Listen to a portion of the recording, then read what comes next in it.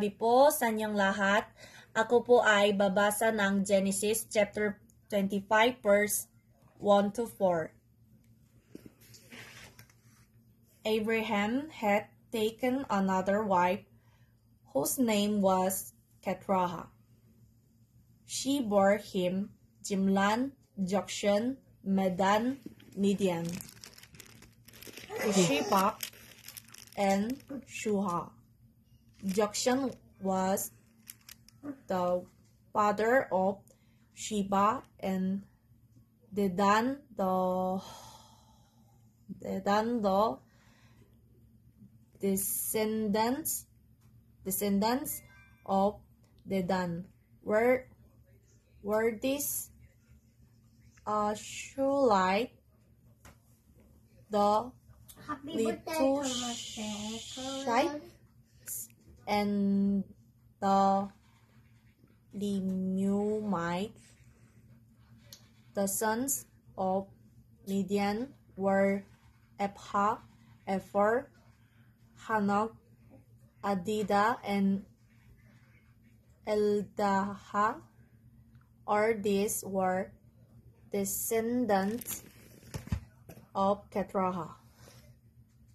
Amen. Salamat po. Magandang gabi po. Share ko po ngayon ay Genesis chapter 25 verse 5 to 6. At ibinigay ni Abraham ang lahat ng kanyang tinatangkilik kay Isaac. Dapatwat ang mga anak ng naging mga babae ni Abraham ay pinagbibigyan ni Abraham ng mga kaloob. At samantalang nabubuhay pa siya, ay mga inilayo niya kay Isaac ang kanyang anak sa dakong silanganan, sa lupaing silanganan. Amen. Mapagpalang gabi po sa inyong lahat. Ang ibabahagi ko pong verse sa bibig ito ay sa Genesis chapter 25 verses 7 to 8 na sinasabi, nabuhay si Abraham ng 175 taon.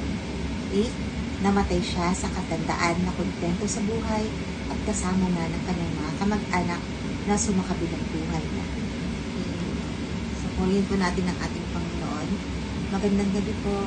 And God bless everyone. Magandang araw, Redeemers Family. Ang ibabahagi ko po ngayon ay makikita sa Genesis. Genesis chapter 25 verses 9 through 10. Ito po ang nakasaad. At inilibing siya ni Isaac at Ismael sa yungib ng Makpila sa silangan ng Mamre sa parang na dating kay Ephron, anak ni Zohar na Hitiyo. Ang lugar na iyon ang binili ni Abraham sa mga Hitiyo at doon sila nalibing ni Sarah. Yun lang po. Salamat. Purihin ang Panginoon. God bless. Magandang araw po sa lahat. Ang babasahin ko po ay magkikita sa Genesis chapter 25 verse 11 to 12. Pagkamatay ni Abraham, pinagpala ng Diyos si Isaac. Doon siya tumira sa Berlahairoi. Ito naman ang lahi ni Ismael na anak ni Abraham kay Hagar, ang taga-Ehiptong alipin ni Sarah. Yun lang po. Purihin ng Diyos. Magandang gabi po sa lahat. Ang babasahin ko po ngayon ay makikita sa Genesis chapter 25 verse 13 to 14. Sinibayot ang panganay. Sumunod sina Kedar, Abdil at Mibsam. Sumunod sina Misma, Duma at Masa. Magandang gabi po sa inyo sa RCCI family. Ako po ay magsishare po ako ng Genesis chapter 25 verse 15 to 16. At si Hadad at si Tema, si Zitor, si Napis at si Sidema. Ito ang mga anak ni Ismael. At ito ang kanya-kanyang pangalan ayon sa kanya-kanyang nayon at ayon sa kanya-kanyang hantungan. 12 pangulo ayon sa kanilang bansa. Amen. Thank you po. God bless po. Magandang gabi po sa ating lahat. Ang isi-share ko lang po ngayon ay Genesis chapter 25 verse 17 hanggang 18. Namatay si Ismael sa gulang na 137 taon at siya'y inilibing.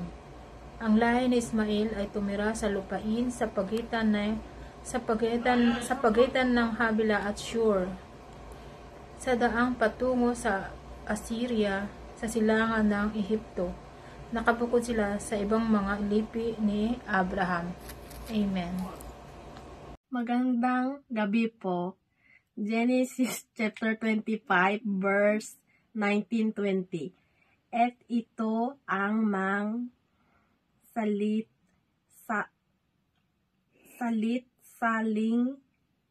saling lahi ni Isaac ng anak ni Abraham. Naging anak ni Abraham si Isaac. At si Isaac yamang 40 taon nang siya'y mag-asawa kay Rebecca na anak ni Benuel na taga Syria sa Abram, kapatid ng babae ni Laban na taga Syria.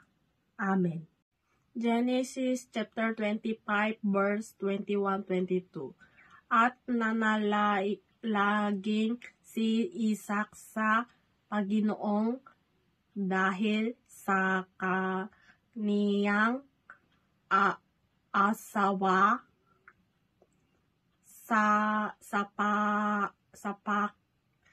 paog at nadalangginan niya ang Panginoong at si Rebecca na kaniyang asawa ya nalihi at nagpupuno ang mga bata sa loob niya at kaniyang sinabi kung kanito, bakit napupuhay pa ako? At siya nasiasat sa Panginoon. Amen. 안녕하세요. Ang babasahin ko na yon, Genesis chapter 25 verse 23 to 24. At sinasabi kaniya ng Panginoon, 2 bansa ay nasa iyong bahay bata, at 2 bayan ay papaghihiwalayin mula sa iyong tiyan, at ang isang bayan ay magiging malakas kaysa isang bayan, at ang matanda ay maglilingkod sa bata. At nang matupad ang mag-aaraw na kaniyang kapanganakan, narito kambal sa kaniyang bahay bata. Amen. Sa mapagpalang gabi po sa ating lahat, para po sa ating devotion, ako po naatasang ibahagi po sa inyo ang Genesis chapter 25 verses 25 and 26. Sabi po rito, the first came out red, all his body like a hairy cloak. So they called his name Esau. Afterward, his brother came out with his hand holding Esau's heel. So his name was called Jacob. Isaac was 60 years old when she bore them. Amen. Purihin ang Panginoon sa pagkabasa ng kanyang salita. Hello po, magandang gabi po sa bawat isa. Ito po yung aking may share sa Genesis 25, verse 27-28. Lumaki ang mga bata. Naging mahusay na mga si Esau at sa kaparangan na halos tumira. Si Jacob naman ay tahimik at lagi sa bahay. Higit ang pagtingin ni Isaac kay Esau. Palibhasa ay kinawiwilihan niyang kainin ang mga huli nito sa pangangaso. Samantalang si Jacob naman ang mas mahal ni Rebecca. Salamat po muli at magandang gabi po ulit. Muli, magandang gabi po sa ating lahat. Aking pong isi-share ngayon ang mula sa aklat ng Genesis chapter 25 verse 29 to 30. 29. Minsan si Jacob ay nagluto ng sinabawang pulang patani. Siya namang pagdating ni Esau mula sa pangangaso. 30. Sinabi niya, gutom na ako. Bigyan mo naman ako niyang mapulang niluluto mo. Dahil dito'y tinawag siyang Edom. Amen po sa pagkakabasa ng banal na salita. And God bless po. Magandang pagpapalang gabi po, RCCI Family, at ako po ay natasan sa Genesis 25 verses 31 to 34. Ang sabi rito, pero sumagot si Jacob, bibigyan kita nito kung ibibigay mo sa akin ng karapatan mo bilang panganay. Sinabi ni Esau, sige, ano bang gagawin ko sa karapatan niya kung mamamatay din lang ako sa gutom? Sumagot si Jacob, kung ganun, sumumpa ka muna sa akin. Kaya sumumpa si Esau na mapupunta kay Jacob ang karapatan niya bilang panganay. Binigyan agad siya ni Jacob na tinapay at sabaw.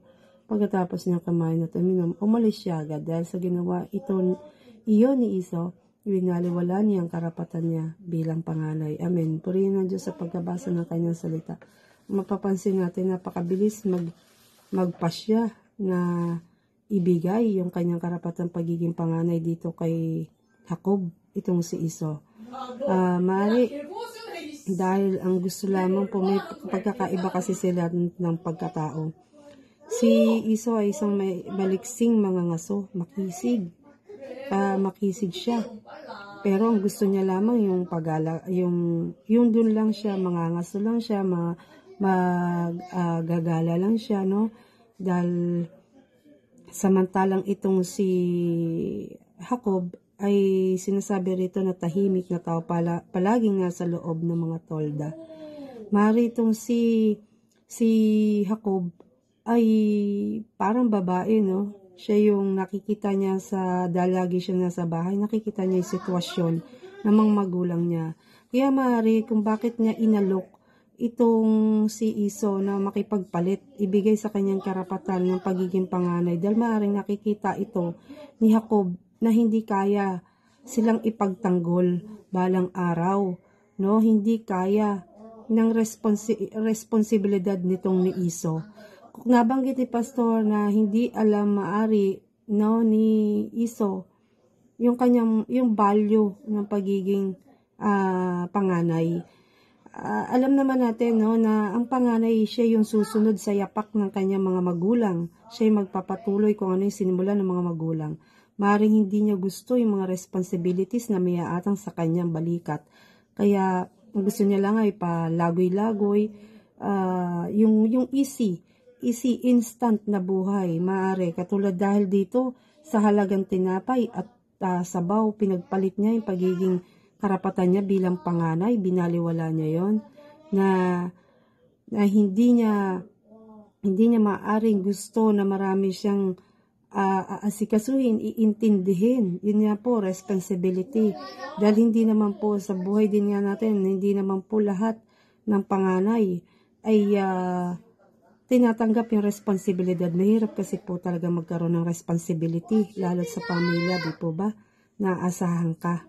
At ito naman siguro sa sinabi rito ng pagkatao ni Jacob ay siyang tahimik na palaging nasa loob lamang ng tolda. Para siyang para siyang yung lola niyang si Sarai na lagi lang nasa loob ng tolda, no, na mari ito ay madasalin din katulad ng kanyang lolo na si Abraham at kanyang ama na si Isaac. At nakikita niya yung sitwasyon nga na hindi sila kayang ipagtanggol nito balang araw. Dahil kaya siguro nakikita ni Jacob dito na